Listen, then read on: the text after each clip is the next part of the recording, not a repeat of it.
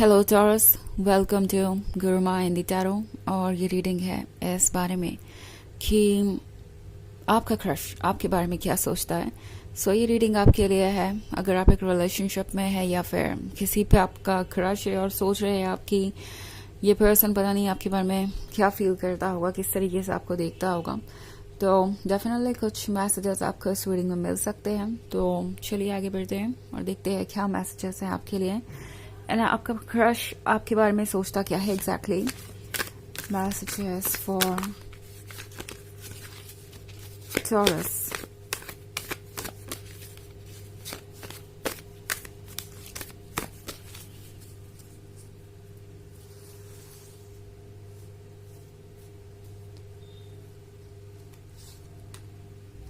Eight of Swords, Ten of Cups, Four of Pentacles, Queen of Cups, and Seven of Cups. Okay.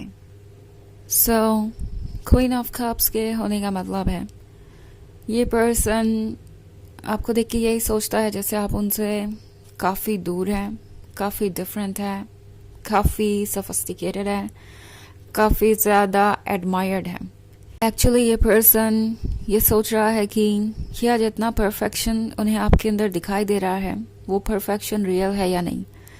Seven of cups के साथ आपका जो crush है वो पूरी तरीके से भरोसा नहीं कर पा रहा उस चीज़ पे जो वो देख रहे हैं या जो वो सुन रहे हैं। उन्हें लग रहा है कि इतना परफेक्ट सब कुछ कैसे हो सकता है, इसमें कुछ तो गड़बड़ है, कुछ तो ऐसा है जो ओके नहीं है एंड उसे फिगर आउट करना पड़ेगा। ये पर्सन जैसे लग रहा है ये फील करता है कि आपका एक हिडन साइड है, आपका एक डार्क साइड ज़रूर होगा और कोई ना कोई ऐसा मोमेंट ज़रूर आएगा जिसमें कि वो कुछ प्रूव कर सके। ओके, सो ये एक्चुअली बहुत श्योर नहीं है कि जो ये देख रहे हैं वो वैसा ही है जैसा कि उन्होंने सोचा था। ओके, ये पर्सन सोच रहा है कि इतना परफेक्ट सब कुछ कैसे हो सकता है, कैसे आप वो सब कुछ उन्हें ऑफर कर सकते हैं जो उन्हें हमेशा से चाहिए था, कैसे ऐसा हो सकता है जैसे कि कोई उनके लिए ही बना हो, जैसे यूनिवर्स ने कोई लिस्ट बनाई हो कि उन्हें क्या क्या चाहिए और उन सारी क्वालिटीज़ को आपके अंदर डाल दिया हो। सो फोर ऑफ पेंटिकल्स के साथ ये थोड़े से डिपेंडेंट भी हो सकते हैं। जो भी आपका क्रश है वो दूसरों पे किसी तरीके से डिपेंडेंट हो सकता है ना। कुछ केसेस में ये पर्सन हो सकता है दूसरों से फाइनेंशियल हेल्प के लिए जुड़ा हुआ हो, मे बी इनके फैमिली मेम्बर्स के बारे में हो सकता है या इनके ट्रेडिशनल वैल्यूज़ के बारे में हो सकता है या हो सकता है इनके वैलिडेशन के बारे में। बट ये जो कोई भी है उन्हें लगता है कि चूंकि आप उनसे इतना डिफरेंट है तो उन्हें दूसरों का वैलिडेशन नहीं मिलेगा अगर वो इस रिलेशनशिप को आगे बढ़ाते भी हैं, आपको चूज करते भी हैं फॉर एग्जांपल। तो फिर आगे क्या होगा, क्या उन्हें वैलिडेशन मिलेगा दूसरों का, क्या दूसरे लोग इसके लिए अग्री करेंगे? क्योंकि अगर ऐसा नहीं हो पाया तो शायद उन्हें इस रिलेशनशिप पे गिव अप करना पड़ जाएगा। ये बहुत दूर की सोच रहे हैं क्योंकि 10 ऑफ कप्स का कार्ड है। तो अपनी इमेजिनेशन में ये सब कुछ क्रिएट कर चुके हैं और सब कुछ एक तरीके से एनालाइज कर चुके हैं कि क्या ओके होगा क्या नहीं। एंड एट ऑफ सॉर्ड्स के साथ ये थोड़ा सा परेशान भी लग रहे हैं। ऐसा लगता है जैसे कि इन्हें ऑलरेडी इनके आसपास के लोग आपके बारे में कुछ कह रहे हैं। जो लोग आपको और इनको दोनों को जानते हैं शायद वो लोग इनसे यही कह रहे हैं कि इन्हें तो एक ऐसा पर्सन मिल गया है जो वो डिजर्व करते थे उससे कहीं ज़्यादा है और टॉरस उनके साथ नहीं इस रिलेशनशिप को कंटिन्यू करेंगे। आज नहीं तो कल टॉरस ब्रेकअप कर ही लेंगे और उसके बाद वो अकेले रह जाएंगे।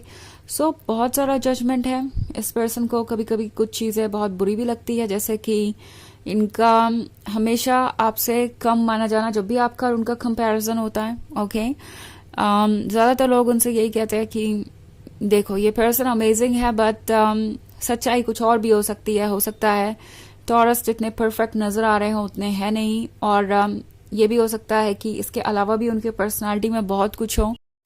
सो आपको संभल के चलना चाहिए बिकॉज यही आपको इस सिचुएशन से बचाएगा।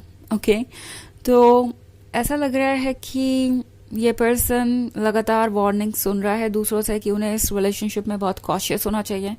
हर कोई उन्हें यही समझा रहा है कि जैसा सब कुछ नज़र आता है वैसा होता नहीं है और उन्हें वेट करना चाहिए। एंड आई थिंक इसलिए भी ये पर्सन काफ़ी कंफ्यूज है। आपको पसंद करने के बावजूद भी ये पर्सन खुल के कुछ कह नहीं रहा। इट्स लाइक ये आपसे दूर नहीं जाएंगे, आप इन्हें जब भी देखेंगे इनके चेहरे पे स्माइल ही होगी, but at the same time कुछ खुल के डिस्कस नहीं करेंगे बिकॉज उनके मन में अभी भी बहुत सारे डाउट्स हैं और उन्हें ऐसा लगता है कि कुछ और समय उन्हें आपको वॉच करना पड़ेगा या ऑब्जर्व करना पड़ेगा सारी सिचुएशन को, तभी जाके वो कोई कंक्लूजन निकाल पाएंगे, तभी जाके वो आपको कोई कमिटमेंट दे पाएंगे। ओके, सो ये एक जनरल रीडिंग है, तो ये सबसे रेजोनेट नहीं करेगी। एनर्जी रिवर्स हो सकती है अगर आप क्रॉस वॉचर हैं। इसके अलावा अगर आप पिछले वीक की रीडिंग देखना चाहें तो उसका लिंक आपको डिस्क्रिप्शन बॉक्स में मिल जाएगा हमेशा की तरह। तो चलिए आगे बढ़ते हैं और देखते हैं और क्या मैसेजेस हैं आपके लिए।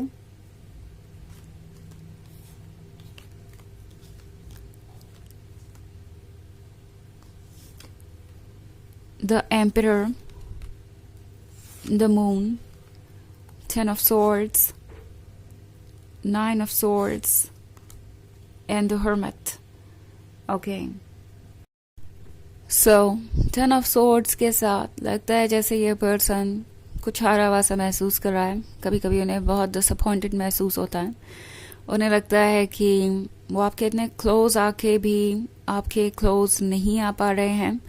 द मून का कार्ड है तो डेफिनेटली इन्हें ओवर थिंकिंग करना आता है। ऐसा लगता है कि जब ये ओवर थिंकिंग नहीं करते तो इनके लिए चीज़ें बहुत अजीब हो जाती है। सो ये इनकी हैबिट है। एंड द मून के साथ ये पर्सन बहुत ज़्यादा सोच रहा है। टॉरस सोच रहा है कि पता नहीं आप कौन है रियलिटी में, आप इतने परफेक्ट कैसे हो सकते हैं।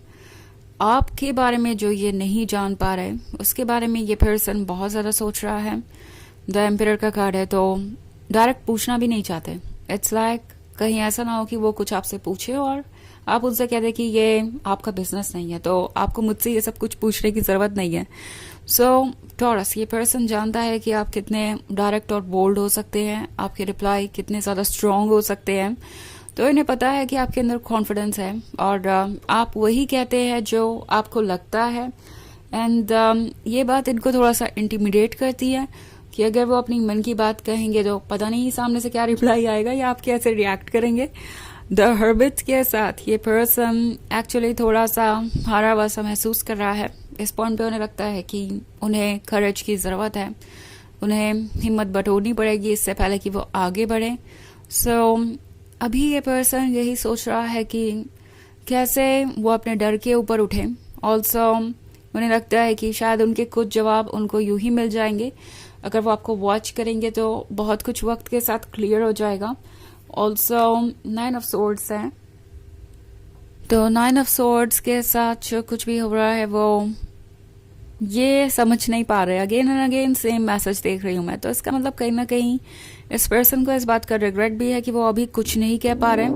उन्हें लग रहा है कि वो अपना वक्त गंवा रहे हैं, उन्हें लग रहा है कि चीज़ें ओके नहीं हैं, उन्हें लग रहा है कि शायद जो चीज़ें उन्हें बहुत पहले कह देनी चाहिए थी वो अब तक वो नहीं कह पाए हैं, बट फिर भी आगे नहीं बढ़ पा रहे और बहुत ज़्यादा सोचते हैं आपसे कुछ भी कहने में।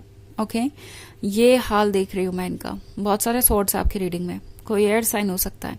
ओके, और ये जो कोई भी है काफ़ी परेशान भी है। तो चलिए देखते हैं आपके लिए ऑरेकल मैसेज क्या है।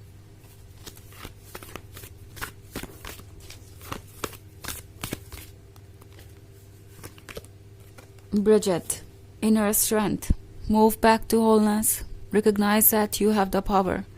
तो ये कार्ड आपसे कह रहा है कि आपको ये रियलाइज करने की ज़रूरत है कि आपके पास पावर है अपने आप को कंप्लीट फील करने की। नाउ इस ऑरेकल के आने के बाद मुझे ऐसा लग रहा है कि आप में से कई लोग ये फील कर रहे हैं कि पता नहीं ये पर्सन आप में उतनी दिलचस्पी क्यों नहीं ले रहा, या आपके क्रश का आप पे क्रश है भी या नहीं।